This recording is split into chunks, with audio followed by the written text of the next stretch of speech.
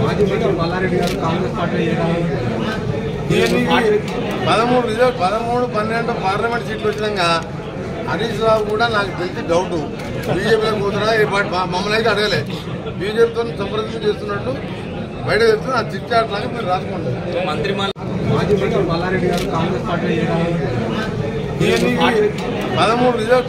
12 parliament సీట్లు వచ్చినాక హరీష్ రావు కూడా నాకు తెలిసి డౌట్ బీజేపీలో కూతురా ఈ పార్టీ మమ్మల్ని అయితే అడగలే బీజేపీతో సంప్రదింపు చేస్తున్నట్టు బయట చెప్తే ఆ చిట్చాట్లాగా మీరు రాసుకోండి.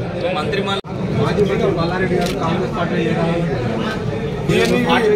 13, 12 పార్లమెంట్ సీట్లు వచ్చినాక హరీష్ రావు కూడా నాకు తెలిసి డౌట్ బీజేపీలో కూతురా ఈ పార్టీ మమ్మల్ని అయితే అడగలే బీజేపీతో సంప్రదింపు చేస్తున్నట్టు బయట చెప్తే ఆ చిట్చాట్లాగా మీరు రాసుకోండి.